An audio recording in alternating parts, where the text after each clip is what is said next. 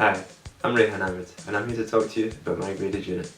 March 2019, the brief, the Cold War. Now I know what you're thinking. The Cold War, where did it even start? We're 2 steps ahead of you. We went to Berlin. Why? For educational purposes, of course. When we got to Berlin, we stayed in a nice, peaceful hostel where nothing terrible happened. We toured the city, going to museums such as the Palace of Tears. We visited Checkpoint Charlie and the Berlin Wall. We got a feel for the city, and we learned a lot about the history of Berlin, among other things.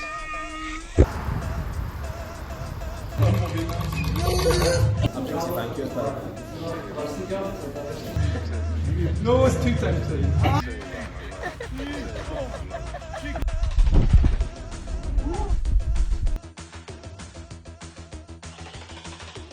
After World War II, Berlin and Germany were divided. The West occupied by America, Britain and France. The East by the Soviet Union. While Western powers promoted liberal market economies, the Soviet Union wanted to surround itself with obedient communist nations, including a weakened Germany. And this is where it gets complicated. In Berlin's in East Germany, the post-war agreement gave the East and the West joint administration of Berlin, meaning that East Germans were banned from leaving the country. In Berlin, you could simply walk to the western half and travel to West Germany or onwards. By 1961, about 3.5 million people, nearly 20% of the East German population, had left. Why? While the Soviet Union extracted resources from the East, the West was focused on rebuilding Germany. The West also had higher salaries, more consumer goods, and greater personal freedom. While the East had free healthcare and education, they also had things like the Stasi and censorship of the media and their artists. So East Germany decided to close the border to prevent further losses. So they built the Berlin Wall, dividing friends and families overnight. Fact! Nearly 5,000 people managed to flee East Germany between 1961 and 1989. Unfortunately, over 138 people died while attempting to escape. When we got back home, the story of the Berlin Wall had inspired me.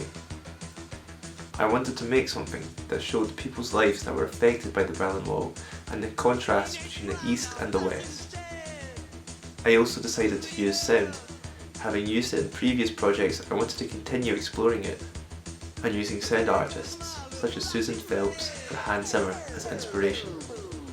I created 8 audio clips in total, using footage I found in archives online and also recreating sounds you would have heard at the time, using audio techniques to create the atmosphere and feelings of being in East and West Germany at the time.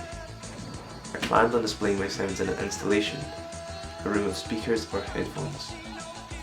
On one side, the sounds of West Berlin, on the other, East Berlin. Here are some examples. Sounds of living in East Germany.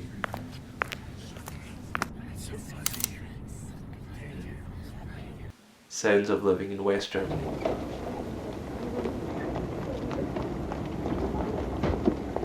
Sounds of music in the West.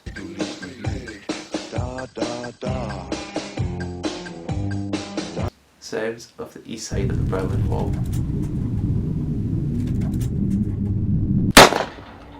Sounds of the west side of the Berlin Wall.